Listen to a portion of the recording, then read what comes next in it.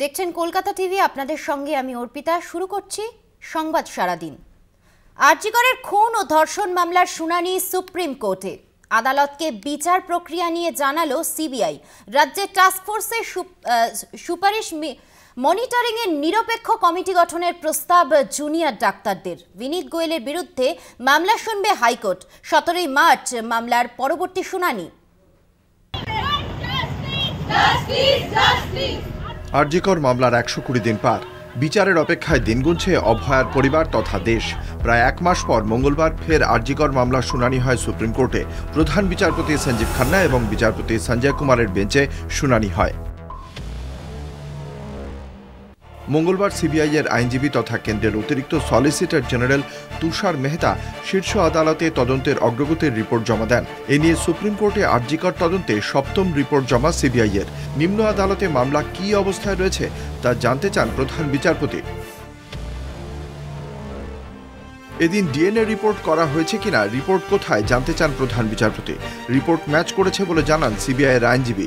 শুনানিতে আর.জি. কর আর্থিক দুর্নীতি মামলায় চার্জশিট দেওয়া হয়েছে কিনা তা জানতে চান প্রধান বিচারপতি। রাজ্যের বিরুদ্ধে সিবিআই এর অভিযোগ। 2 অভিযুক্ত সরকারি পদে নিযুক্ত ছিলেন। তাঁদের বিরুদ্ধে পদক্ষেপ করতে রাজ্যের অনুমতি প্রয়োজন। রাজ্যের অনুমতি পাওয়া যাচ্ছে না। কপিল সিব্বল রাজ্যের আইনজীবী। রাজ্যের কাছে এমন কোনো তথ্য নেই।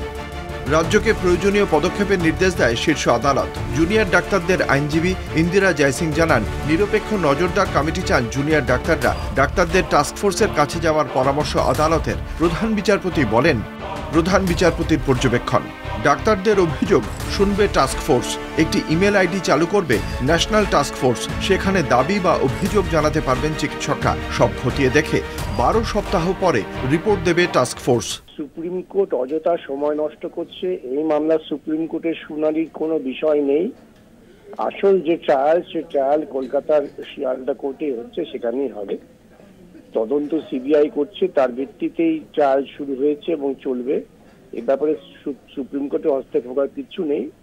সুপ্রিম কোর্ট অকারণে সময় নষ্ট করেছে। এখন তো বোঝাই যাচ্ছে যে এই বিচারপতি শুনতেই চাইছেন না, তাই তিনি সেটা মার্চ মাসে আবার রেখেছেন, যখন প্রকৃতপক্ষে এটা অকার্যকরী হয়ে যাবে। তখন তো খুব কথা বলেছিলেন, উই ওয়ান্ট জাস্টিস, আর কিছু জাস্টিস হচ্ছে না। আর এদিকে মমতা বন্দ্যোপাধ্যায় জাস্টিস দেখিয়ে দিয়েছেন যে অন্য জায়গায় যে ধর্ষিত হয়েছিল, যাকে খুন করা হয়েছিল, 60 দিনের মধ্যে তার শাস্তি বিধান করে। এটাই হচ্ছে তফাৎ, যে একটা মেকি আন্দোলনকারী যারা রাজনীতি করতে গেছে একটা মৃত্যুকে কেন্দ্র করে, তাদের আজকে উত্তর দেওয়ার পালা। এই সুপ্রিম কোর্টে কি হচ্ছে, তারপরে বলছে হাইকোর্টে বল ফেরত পাঠাচ্ছে। এইটা চলবে তো। এদিনের শুনানিতে কলকাতার প্রাক্তন পুলিশ কমিশনার বিনীত কুমার গোয়েলের বিরুদ্ধে করা মামলা প্রত্যাহার করার অনুমতি দেয় সুপ্রিম কোর্ট।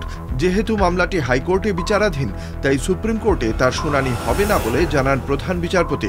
আর.জি. কর মামলার পরবর্তী শুনানি 17 মার্চ 2025-এ। কলকাতা টিভি।